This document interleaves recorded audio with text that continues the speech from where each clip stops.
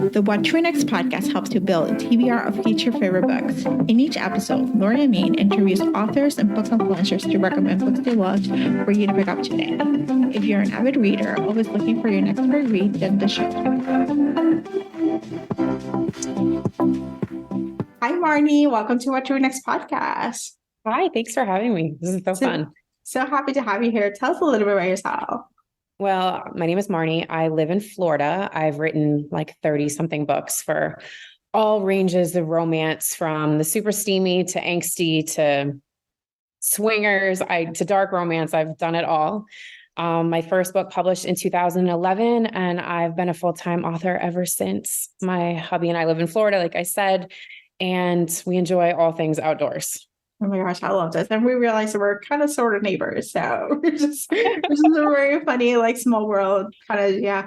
I love your books because I love just spiciness of them and the angstiness. Like I know I'm gonna get emotionally rocked with some of them, and I'm like, this is what I need for, and I don't know what to expect. I go blind for most of them, and it's just like a pleasant surprise. I'm like, ooh, what is Marni gonna take me in this journey now? Oh, I love that. Thank you. And thank you for reading me. Yeah. So we got to talk about the Dalton Brothers series. So we got 5 books. The 5th book is coming out later on this month. It's The Bachelor. Talk to us about the series. Like, what is a core thing about the series? And then we'll talk about The Bachelor a little bit later.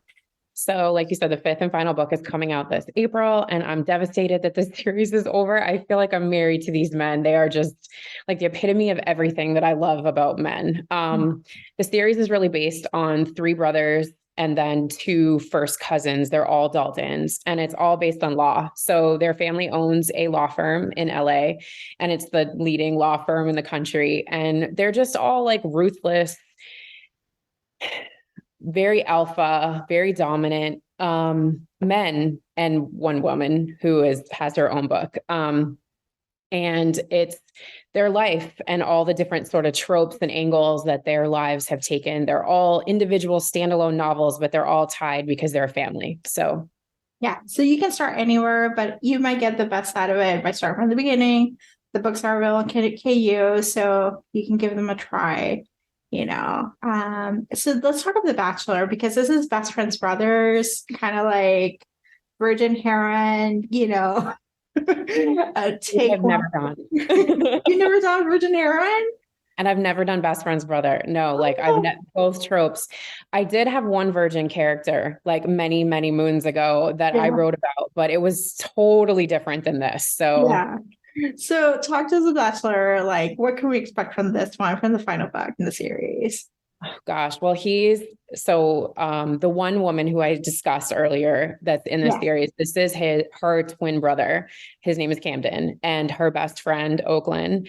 And Oakland's a virgin, and she's 25, and she's looking for love. And she's always had a crush on her best friend's brother. And so he's this like super dominant alpha, like gives 0 Fs about anything. He's grumpy. She's sunshine.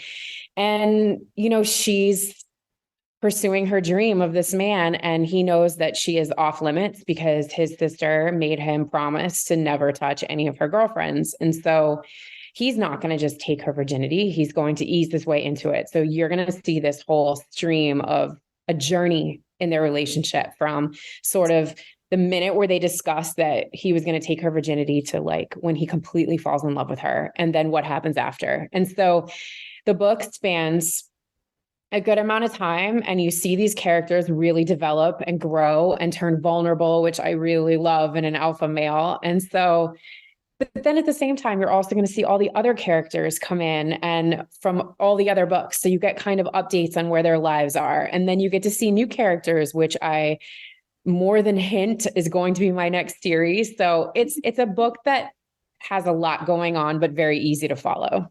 Oh, I'm so excited. I'm excited to see what the other characters are happening, but looking at the span of life and like seeing the alpha male being vulnerable, you had me at that. Because there's something to be said about like that, the journey opening up the alpha, like one way of living, and be like, no, like there's more to the world, and like just explore it, Completely agree. So, you mentioned you have about 30 books, and so it can be intimidating to go back to your backlist. So, can you give us like our listeners an idea of like places where they can start? After they read the Dalton series, Dalton Brothers, the Dalton family series, they can read some other series or other books for you. Absolutely. So if you do read the Dalton brothers, there is a character that's consistent throughout all of the Dalton books, and his name is Brett Young. Brett Young has his own book called Signed. Signed is a current 4-book series. I'm writing the 5th book right now, which is going to come out in June. Those are all standalone novels. It's signed, endorsed, contracted, negotiated, and I'm writing Dominated. Those cover lots of tropes. They're in KU also, all standalone novels, like I said. That's if you like things on the steamy side. If you like things more on the angsty side and you like life-changing books, I want to say that heavy romance, but heavy, heavy plot too. I would recommend When Ashes Fall. That's a 3-book series of standalone novels. Those are ugly cries. They are going to wreck your world, and they are probably some of the best books that I've ever written. If you like dark romance, I would check out my Prison series. That's going to take you for a psychological loop.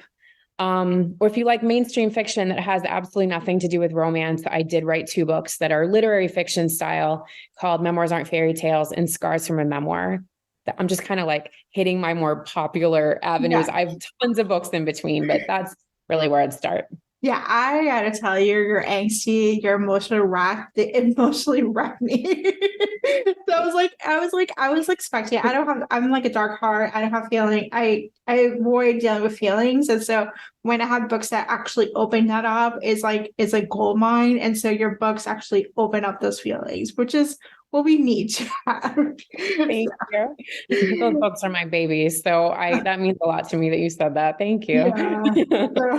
So if you're looking for an emotional read, those books are great. But if you want some spicy, just go for, the Dalton family series and Contract and Sign.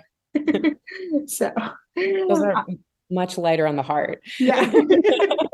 Yeah, they're like a good intro. Then you're like, okay, what kind of feelings do I have? Do I need dark? Do I need emotional rip my heart up?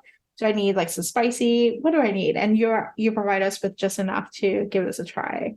So, Marni, do you have any book recommendations for our listeners to pick up? Oh gosh. Well, honestly, I've been on a deadline for like the past 6 months consistently. So I haven't been able to read as much as I like to, but I did just read Steel King by Devney Perry, and everything that Devney writes is amazing. I can't recommend her enough. A Million Kisses in Your Lifetime by Monica Murphy, another incredible read. Both of them are really good friends of mine.